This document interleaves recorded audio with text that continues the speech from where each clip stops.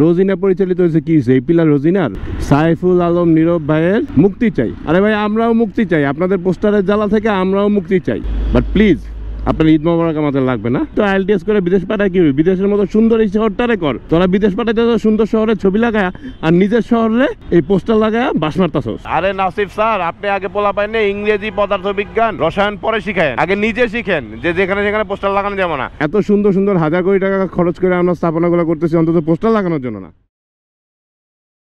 আসসালামু আলাইকুম, হে বাংলা মানুষজন, কেমন আছেন আপনারা? আমি হাসান সেজে চলে এসেছি আজকে আপনাদের সামনে নতুন একটা মোটর ব্লগে।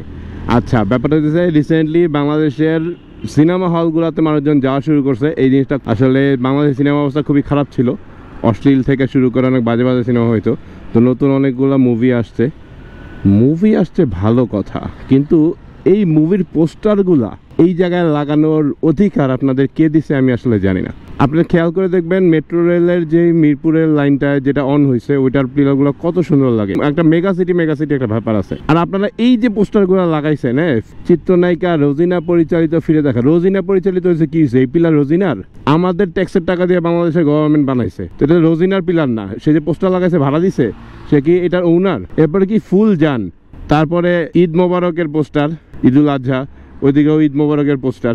আরে ভাই এতগুলো পোস্টার লাগায় মনে হচ্ছে কি জানেন, এটা পোস্টার লাগানোর জন্যই পিলারগুলো দেওয়া হয়েছে। তো এই পোস্টার সন্ত্রাসীদেরকে আমি বলতেছি একটা জিনিস, যে এই পিলারগুলা এইগুলা আপনাদের অ্যাসেট না, পোস্টার লাগানো ইলিগাল। এটা যদি আপনার বাড়ির দেয়াল হইতো আপনি লাগাইতেন, আপনার পোস্টার আপনার ঘরে লাগান, কিন্তু আপনি আরেকজনের বাড়ির দেয়ালে তো এই পোস্টার লাগাইতে পারেন না, আরেকজনের অ্যাসেটের দেয়ালে তো এই পোস্টার লাগাইতে পারেন না। তো এই পোস্টার সন্ত্রাসীদেরকে আমি একটা জিনিস বলবো, যে দয়া করে ছাড়েন।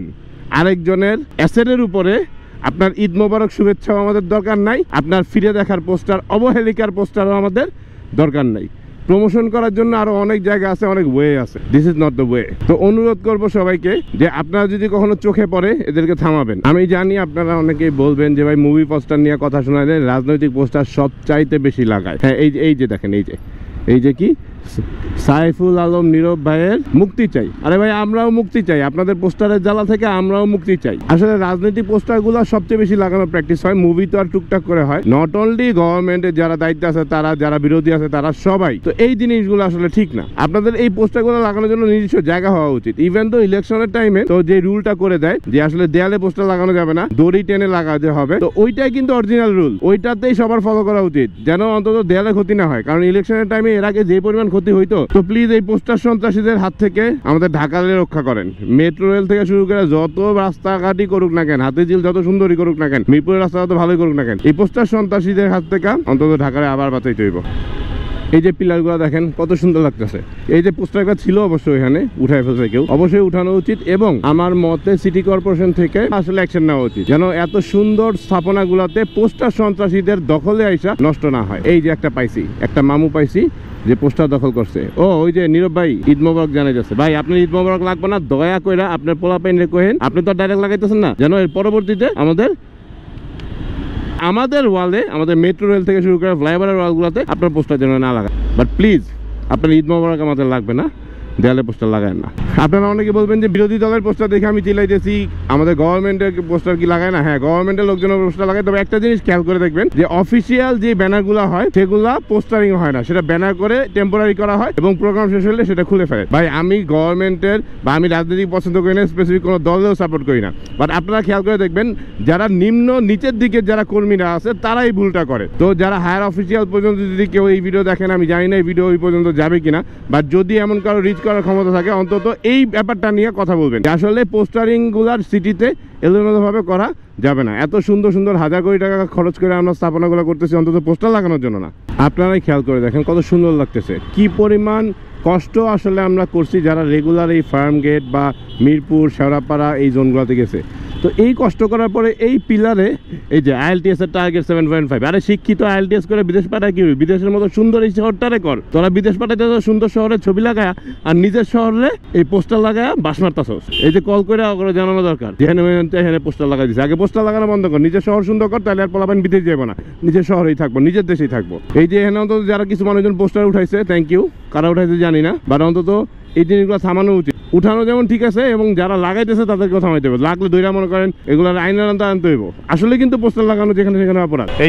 এই যে আরেকটা পাইছি, সাধারণ সম্পাদক নির্বাচিত হওয়ায় ফেডারেশন থেকে সে খুব খুশি, কিন্তু এইভাবে পোস্টার লাগানো তো ঠিক না। আপনি যদি কাউন্সিলর হয়ে থাকেন, আপনি আরো আপনার এলাকাটা সুন্দর করবেন, পোস্টার লাগানো তো কোনো কথা নাই। আর এইটা কি পদার্থবিজ্ঞান রসায়ন নাসিফ স্যার। আরে নাসিফ স্যার, আপনি আগে পোলা পাইনে ইংরেজি পদার্থবিজ্ঞান রসায়ন পরে শিখেন, আগে নিজে শিখেন যে যেখানে সেখানে পোস্টার লাগানো যাবে না। এই পিলার আপনার না, এই শহর আপনার না, এটা আমাদের সবার। তো আপনি জেনে হেনে আপনি পোস্টার লাগাতে পারেন না। মার্কেটিং করা আর অনেক ওয়ে আছে। ইংলিশ শিখেন লাগবে না, আগে শিখেন যে পোস্টার লাগানো যাবে না। আপনারা অনেকেই হয়তো বলবেন যে খুব লেম একটা টপিক নিয়ে আমি আসলে চিলাচিলি করতেছি, রিয়াক্ট করতেছি, বাট এই টপিকটা আজকে আমার কাছে নতুন না, অনেকদিন যাবতই আসলে চোখে লাগতেছিল জিনিসটা, যে আসলে ভাই কেন আপনারা সুন্দর সুন্দর স্থাপনাগুলোতে বা কেন যে কোনো জায়গায় যে দেখেন কি দরকার রে ভাই। আপনারা যদি প্রমোশন করতে চান, আপনাদের কোনো মেসেজ দিতে চান, মার্কেটিং করতে চান, আরও অনেক ডিফারেন্ট ওয়ে আছে। এই সিটিটাকে যদি আমরা সবাই মিলে পরিষ্কার না রাখি, সুন্দর না রাখি, তাহলে আমরা না রাখলে কে রাখবে? উল্টা যারা এই ধরনের পোস্টারিংগুলো করতেছে, হয় তারা পাওয়ারফুল, না হয় তারা বড় ব্যবসায়ী, না হয় তারা অনেক বড় টিচার, না হয় অনেক বড় কোম্পানি। আমার কাছে যাদের টাকা আছে, পাওয়ার আছে, আপনারাই তো সবার আগে শহরটাকে সুন্দর করার জন্য আগায় আসবেন। কারণ আপনারাই যদি শহরটারে নোংরা করার জন্য, এই যে সুন্দর লাগতেছে এত সুন্দর একটা দেয়াল, ভালো দামি ইট দিয়ে দেয়ালটা করা, কিন্তু এই যে পোস্টারগুলো লাগানো কেমন লাগতেছে চিন্তা করে দেখেন। কারণ আপনারাই যদি এই জিনিসগুলোর জন্য আগায় না আসেন, তাহলে কে আসবে? আমরা তো সাধারণ মানুষ, যারা এই ভিডিও দেখতেছে তারা সাধারণ মানুষ। আমরা সর্বোচ্চ গেলে দুটা কমেন্ট করতে পারবো যে না এটা খারাপ করছে, হয়তো দুটা রাগ করে কথা বলতে পারবো, অথবা দুটা ভালো কথা বলতে পারবো। বাট আপনাদের যাদের পাওয়ার আছে, টাকা আছে, আপনারাই তো সিটিটারে সুন্দর করার জন্য আগে আসবেন সবার আগে। ইভেন এই চিকাগুলোও করা ঠিক না। যার দেয়াল সে তার টাকা দিয়ে দেয়াল করছে, তার দেয়ালে আপনি কেন চিকা মারবেন? আপনি কি তার দেয়াল ভাড়া নিছেন? বিলবোর্ড আছে, ডিজিটাল মার্কেটিং আছে, অনেক ওয়ে আছে রে ভাই।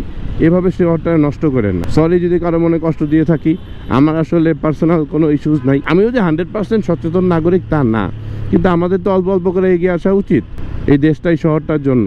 সবাই অলরেডি এই শহর নিয়ে বিরক্ত রে ভাই, এই শহরটা আর নষ্ট করেন না। সবাই মিলে অল্প অল্প করে করি, চলেন এই শহরটাও সুন্দর একটা শহর হিসেবে থাকবে।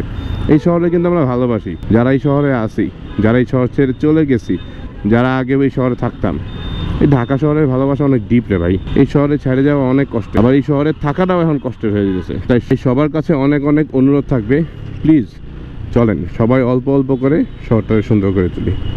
আমি হাসান সেতু আজকে আপনাদের কাছ থেকে বিদায় নিচ্ছি। আবারও চলে আসবো যে কোনো সময়, যে কোনো জায়গায় আপনাদের সামনে ক্যামেরা অন করে। আল্লাহ হাফেজ।